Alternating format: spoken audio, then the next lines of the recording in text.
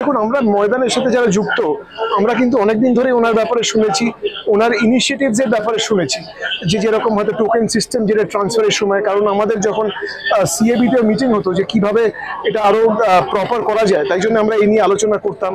ওখানে উনি যে ইনিশিয়েটিভ নিয়েছিলেন যে ময়দানের অ্যাম্বুলেন্সের ব্যবস্থা, জলের ব্যবস্থা, সেটা কিন্তু আমরা ওনাদের পরেই আমরা কিন্তু ওটাকে রেপ্লিকেট করা হয়। তাই জন্য ওনার ডেফিনেটলি অনেক ইনিশিয়েটিভস আছে, এক এক করে বলতে লাগলে অনেক সময় লাগবে, কিন্তু আমার মনে হয় যে সত্যি এই বইটা যে বেরিয়েছে, আমার মনে হয় এটা সত্যি একটা খুব ভালো ইনিশিয়েটিভ।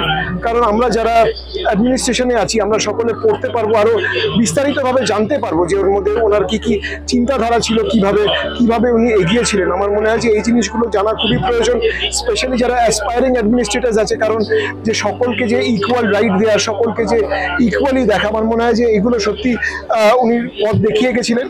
আর এই দত্ত পরিবারের কন্ট্রিবিউশন প্রচুর ফুটবলে, সেটা বিশ্বনাথ বাবুই হোক বা সেটা প্রদ্যুৎ বাবু হোক, আর ডেফিনেটলি এখন এখানে সুব্রত বাবুও খুব ভালো কাজ করছেন।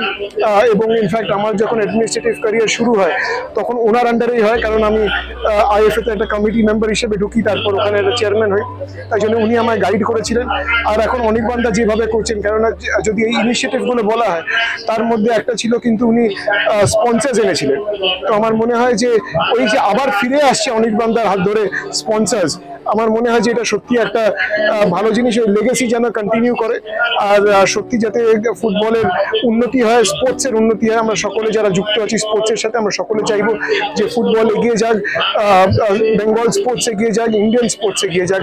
আর আমার আশা করবো যে ওনাদের এই পরিবারের হাত ধরে আরো অনেক কিছু দেখতে পাবে, সেটা ফুটবল হতে পারে, সেটা ক্রিকেট হতে পারে, সেটা অন্যান্য স্পোর্টস হতে পারে, কিন্তু ওনাদের কাছ থেকে যেরকম আমরা দেখে এসেছি যে কন্ট্রিবিউশন সবসময় ওনারা করেছেন, আশা করবো ভবিষ্যতেও ইন্ডিয়ান স্পোর্টসকে এগিয়ে নিয়ে যাবে।